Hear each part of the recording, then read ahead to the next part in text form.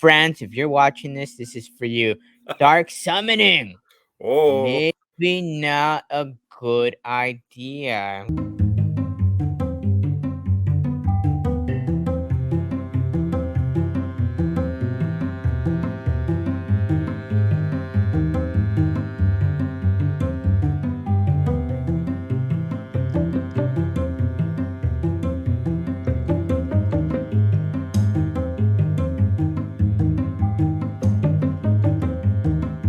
Welcome back to another episode of Coffee with Kupo with your host, Sergeant Filthy McNasty. We've got Mr. Kupo himself here with us, and today we're talking merch. hmm Um, Merch ideas, Kupo. We were just chatting about, maybe doing a wardrobe change for these. If you're not, wise to what's happening, we're doing one sequence recording, and I'm sort of snipping on the back end. Mr. Kupo here was clever enough to do a mug switch on us, but I was joking with him. I said, "Hey, you might I should probably grab another hat." I love my hats, but Kupo, what are you wanting to see as far as new merch? Well, for starters, I got myself one of the merches right here. We got a DFK cup, which is currently in the shop. This is my Bullen's blend coffee because he doesn't like coffee, so I just got a thing of Mountain Dew inside here. But personally, I would love to see some of these guys coming back. Right now, there is the Tri Token cap that's available in the merch store, which is nice. It has the jade, your jewel, and your Crystal Veil crystal inside there. But I would love to see some of those pieces of merch that you could only have gotten in the past conventions. I know that a lot of other people would. I would personally love a jewel hat. I mean, I know we're kind of working towards like our crystal and jade now, but jewel is where the home is. That's like the main heart of like DFK. So I would love to sport like a jewel hat. I've talked to Three Wolves also, and I know he can agree with me. We would love to start seeing some of those silly axolotl items in there as well. Axolotls. I think that's another fan favorite. I'm surprised we've not seen axolotls, I guess I haven't been to the merch store in a minute. I suspect things have not changed as much for obvious reasons, right? No, they haven't. Um, okay, there you go. But yeah, a couple of things. I have the pleasure of owning a variety of hats because I've gone to a few different things. And you're right, they're branded. Some of these location specific hats are branded, but with a decentral, Austin logo or decentral Miami logo, and some other hats are sort of non-branded, jewel hat. I like the Jade logo. I'd like to see more Jade stuff. I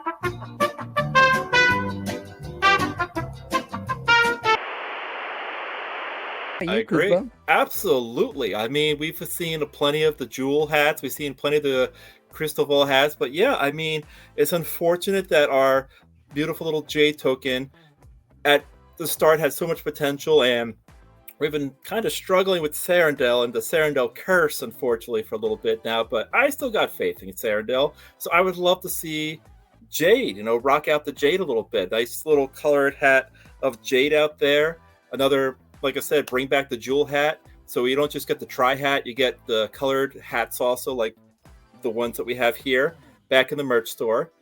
There's plenty of possibilities. We wouldn't mind seeing maybe like enamel pins possibly in the store, a couple extra stickers in the store. From what we've seen, Mythic Squad has a massive store on their Etsy page. AOP Absolutely. has a generous store also. There are a lot of our content creators that create their own merch. And I know DFK has so much that they can do, so many resources that are available to their disposal. It would be great to see them expand on it. Get a little extra revenue going in, get a little extra swag for us to promote a little bit, because I love buying their stuff. I'm terrible. I'm actually sitting on their blanket right now, a Sandal blanket, because it's comfortable. But yeah, let's see some more merch. I don't want to wait until the next Christmas season to buy some new merch. I would like to see what can you do now for us. Oh, that's a fun one. Yeah, no, um, hey, I know the team's receptive. They take our suggestions. They need a merch suggestion box somewhere. Yes. Maybe as something. And maybe we vote on stuff. Who knows? I know. We were. There was a contingent, and I'm gonna say Three Wolves again here. Twice in one segment. But he was very fond of the fanny pack idea, right? And Yes. he was very vocal about it. I don't, I think they came out with a fanny pack. I don't Uh, recall. I actually have that. I'll be right back. No way! I want I to see this. do. I got the But bloater. that's 2 hours later. Mr. Kupo. You've got a bloater fanny to show us. Yes, Oh yes, that's the bloater really, fanny, the beautiful really. little DFK bloater fanny. Got the It's actually pretty cool.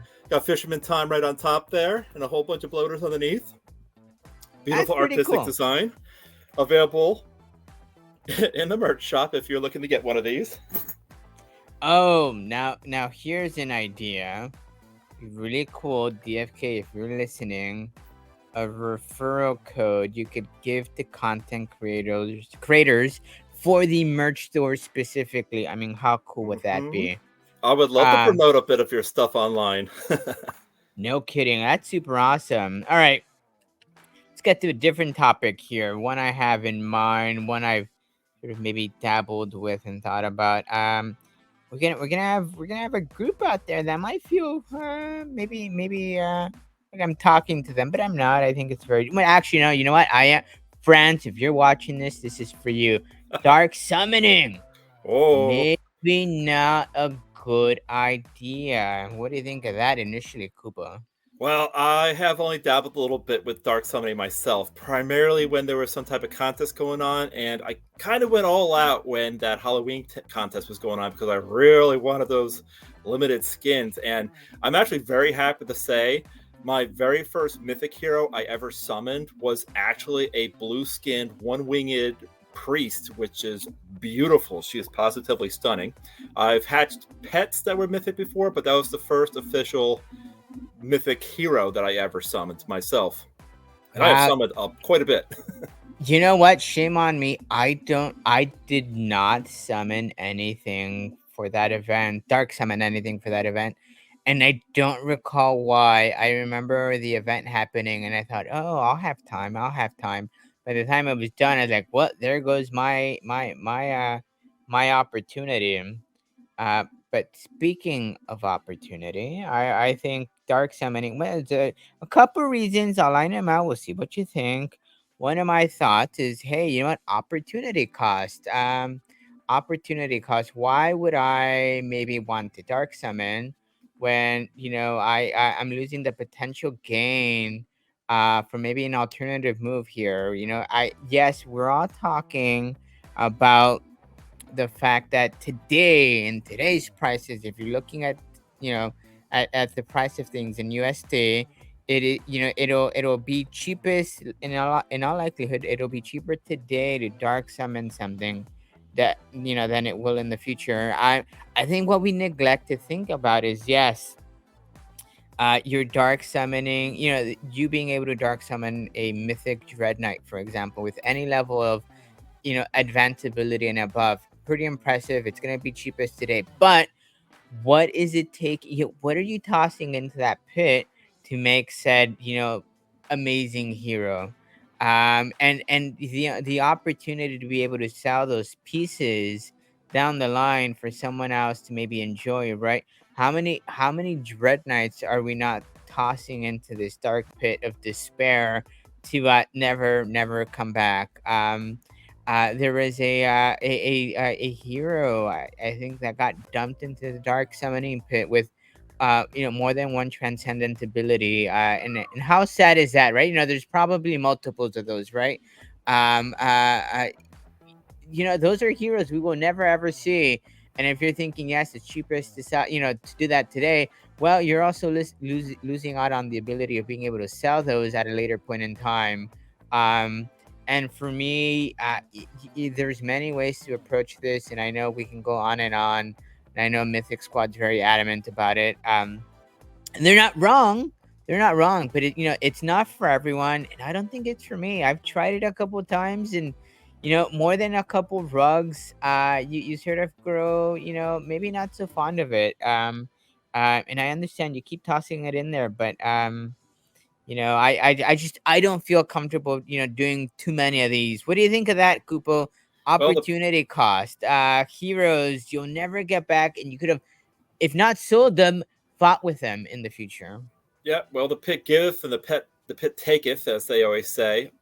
It does give the opportunity for heroes that have run out of their summons to be useful again. We know when Darksummoning went live, those sages and dragoons that were just sitting on the market at such low cost suddenly had second life again, because people were throwing those into the pit to get your dread knights, as you were talking about. So you really got to look at it in both perspectives. I mean, you can take yourself like a crooked puzzle piece, put it in the dark pit, and suddenly get yourself something that'd be a better fit. But at the other time, you also it's all risk, it's all gamble, this stuff. So unlike actual like portal summoning, where you put two heroes together and create a new one, you at least keep the mama and the papa, or double mama, double papa, depending on what you're doing there. But when you put them in the pit, like you said, you're literally burning your funds. It's like putting a coin into a slot machine and hoping that you didn't just whammy yourself. So yeah, you can go either way there. You can either like put in a whole bunch of like smaller heroes and eventually work up towards like a dread knight or something that could be worthwhile, or you can just end up losing it all towards the end, depending if you're just continuing to throw them in the pit.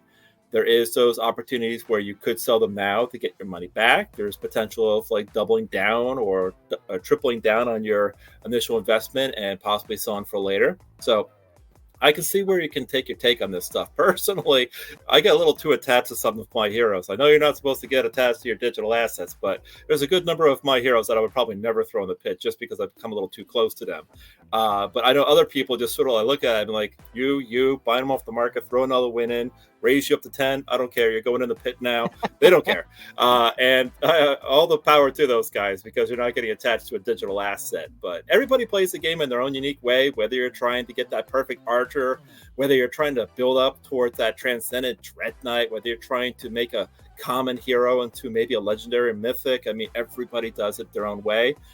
It really is all about how you want to play the game. And listen, for me to sit here and say, hey, you should be sound about your investment here when we're talking about, investing in a very micro cap niche project, right? And say, hey, you need to be wiser with, about how you're going about things, right? Very ironic in many ways. Maybe that's not the word, but we'll go with irony. I will say, hey, the other argument here that we overlook and maybe don't talk enough about is it being into broken mechanics, right? We're all sitting here with the presumption, and I said this earlier, it's been said before, what's the best hero? A mythic dread knight with quadruple transcendent abilities. But is that the case, right? I mean, I don't know about your boar hunt team, Kupo, or your boar hunt teams. But I have common heroes that sometimes outperform my legendary or mythic heroes. There's a level of RNG that goes into this, yes, that adds to sort of the flair of it all. But for you to sit here and think, hey, I'm dark summoning these heroes together because it's gonna produce a much better hero, you may be wrong. It may not produce that awesome hero you're thinking about. It may be producing a hero that you think it's awesome on paper, but in reality, it may not be that good. What do you think? Right? You could be working up the ladder.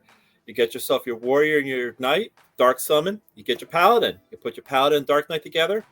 You get yourself a dragoon, and then you try putting that same dragoon together, and you fell back down to like a common pirate gardener.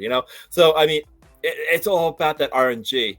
The pit giveth, the pit taketh. It's a really hard concept to work with. Me personally, like I said, I don't deal with the dark summoning as much. Probably should, probably shouldn't. I mean, everybody plays their own way, but it's really a difficult way to say what actually would be the right investment. Right now, it's cheaper because tokens are a lot easier to work with at this current time.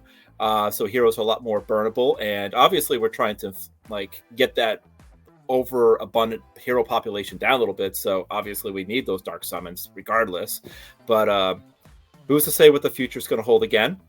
are these heroes that we're burning now going to actually potentially be worth something later? Might have been that, like, oh, look at that awesome crafter. Oh, I burned that hero, or something down the lines. Or, I could have probably sold that character for X amount of money, and now they're like worm food. So it's a shame. But at the same time, it could be the other way around, where you're like, I'm so glad I put A and B together, because now I just got myself the rest of the alphabet on the plate to basically put on the market. Well, and to me, it boils down to this. Yes, it's well, a couple things. Yes, it's cheaper to summon or dark summon too, but dark summon today than it'll be tomorrow in all likelihood. Are we talking USD prices? Yes, we are. When you're talking about DFK assets, in all likelihood, it's going to cost the same amount of, crystal and the same amount of tiers. And who says they don't expand this feature to a future realm, where it potentially becomes even cheaper? So that's argument one. Argument two, the space within DFK, I feel like inevitably we're gonna come down to this consumer producer. It's gonna boil down that way. You're gonna be able to sort of cut us in half.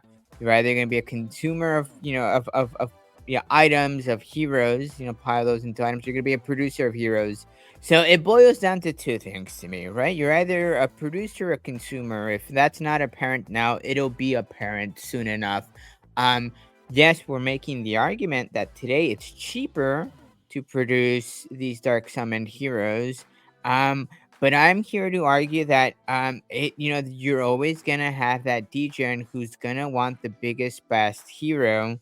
And they're not gonna care what USD price says. They're gonna be focusing on the crystal asset or these DFK assets. They're not gonna care. We're sitting here like people didn't spend $50,000 on heroes or 20,000 or whatever the amounts of thousands of dollars on heroes before.